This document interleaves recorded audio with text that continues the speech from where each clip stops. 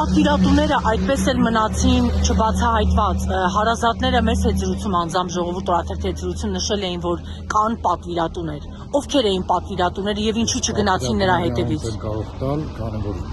դա արդեն քննության գործն է, իսկ ընդհանուր մենք հետևողական ենք լինելու, որ ով պատասխանատու է, ով կա այս ամեն ինչի մեջ, սպանության գործով ով պիտի պատասխան տա։ Մերձավանում ինչ մթնոլորտ է, շարունակում են հսկողություն իրականացնել, հնարավոր վենդետան։ Վենդետա չի լինում։ Ինչ վենդետա, ում հանդեպ վենդետա, այս էլ վենդետա չի։ Այս էլ վենդետա չի։ Շարունակ պնդում էին հարազատները, բայց ըստ էության նախաքննական մարմինը քաղաքական իշխանությունները ամեն ինչ ասում էին, որ սա վենդետա էր, Մերձավանի փետրվարի 5-ի դեպքերի շարունակությունն էր։ Փետրվարի 5-ի դեպքերի շարունակության հետ այն մարդն, ով ասել է սպանություն ինքնակատար է, ինքը կապ չունի։ Դատարանից արդարություն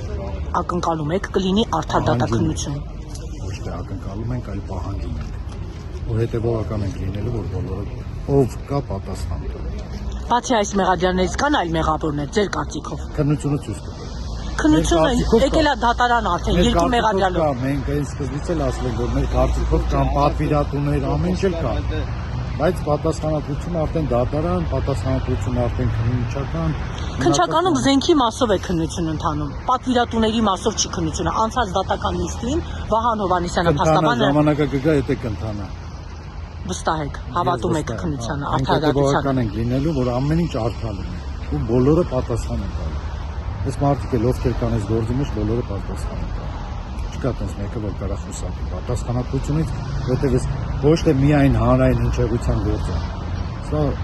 սպանություն չի, սա մի ամբողջ ազգի ողջ է։ Անես մարդու են սպանել,